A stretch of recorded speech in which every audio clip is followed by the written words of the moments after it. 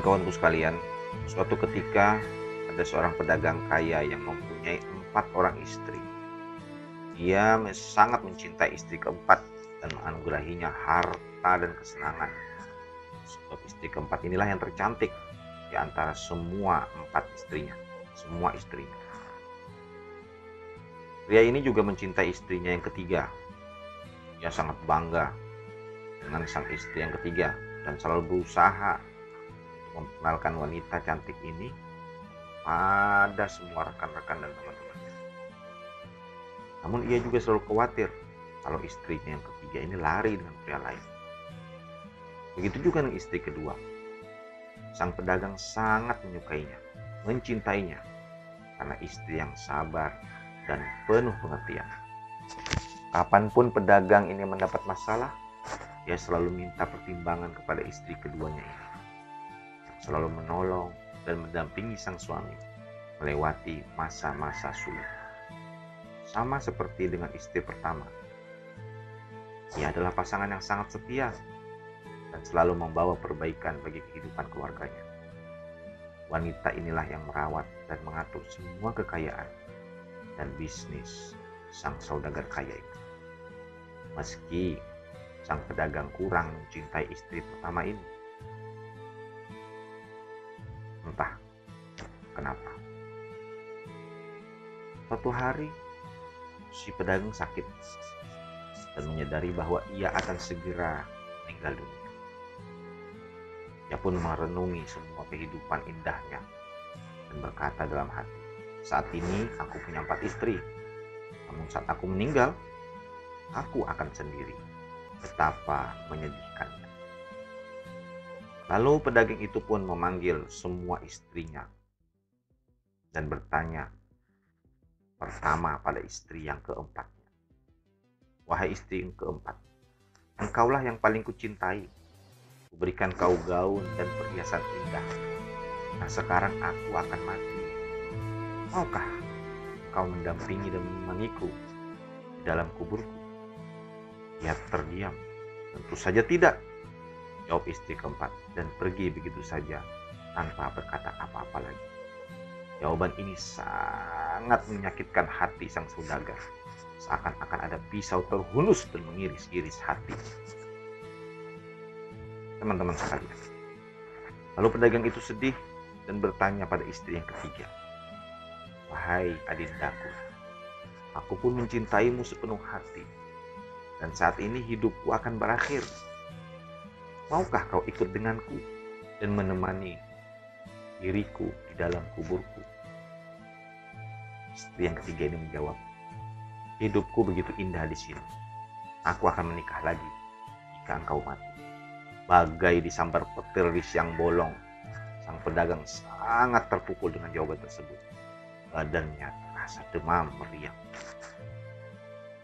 Kemudian ia memanggil istri kedua dan berkata, wahai istriku, aku selalu berpaling kepadamu setiap kali aku mendapat masalah, dan kau selalu membantuku sepenuh hati. Ini aku butuh sekali bantuanmu. Kalau aku mati, maukah engkau mendampingi? Lalu istri kedua menjawab, maafkan aku. Kali ini aku tak bisa menolongmu. Aku hanya bisa mengantarmu hingga ke liang kubur. Nanti akan kubuatkan makam yang indah dan kutaburkan bunga yang wangi di atas kuburan. Lalu pedagang ini merasa putus asa. Dalam kondisi kecewa itu, tiba-tiba terdengar suara, wahai suamiku, aku akan tinggal bersamamu. Aku akan menemanimu kemanapun kau pergi. Aku tak akan meninggalkanmu. Aku akan setia bersamamu. Pria itu lalu menoleh ke samping dan mendapat ternyata istri pertamanya lah yang mengatakan demikian. Ia tampak begitu kurus, badannya seperti orang kelaparan. Merasa menyesal sang pedagang, sang saudagar lalu bergumam, kalau saja aku bisa merawatmu lebih baik saat aku mampu. Tak akan kubiarkan kau kurus seperti ini, wahai istri pertamaku, istriku yang paling kucintai di awal-awal hidupku.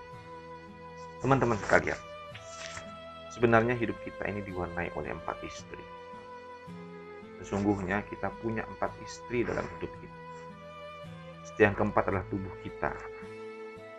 Seberapa banyak waktu dan biaya yang kita keluarkan untuk tubuh kita supaya tampak indah dan gagah. Semua ini akan hilang dalam suatu batas waktu. Tak ada lagi keindahan wajah tubuh kita dan kegagahan yang tersisa saat kita menghadap kepada Allah Subhanahu wa Ta'ala. Istri yang ketiga kita adalah status sosial dan kekayaan kita. Saat kita meninggal, semuanya akan pergi kepada yang lain. Mereka akan berpindah dan melupakan kita yang pernah memilikinya. Sebesar apapun kedudukan kita dalam masyarakat dan sebanyak apapun harta kita, semua itu akan berpindah tangan dalam waktu sekejap ketika kita menghadap Allah Subhanahu wa Ta'ala. Sedangkan istri yang kedua, yaitu kerabat dan teman-teman saudara-saudara kita, seberapapun dekat hubungan kita dengan mereka, kita tak akan bisa terus bersama mereka. Hanya sampai ke liang kuburlah mereka mau menemani kita. Dan sesungguhnya istri pertama kita adalah jiwa, raga, dan amal kita. Sebenarnya hanya jiwa dan amal kita sajalah yang mampu untuk terus setia mendampingi kemanapun kita melangkah. Hanya amallah yang mampu menolong kita di akhirat kelak. Jadi teman-temanku, saudara-saudaraku, sahabat-sahabatku, selagi mampu, perlakukanlah jiwa kita dengan bijak. Jangan pernah malu untuk berbuat amal kebajikan, memberikan pertolongan kepada sesama yang membutuhkan.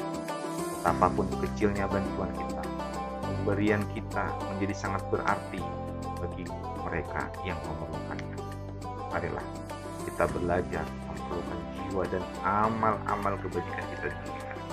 Karena hanya dengan hati yang bersihlah kita semua akan kembali kepada Allah Subhanahu wa Ta'ala. Illa man atallaha biqalbin salim. Hanya orang-orang yang bersih saja yang akan berhadapan terhadap Allah Subhanahu wa Ta'ala. Usikum wa iyaya nafsi taqwa. Assalamualaikum warahmatullahi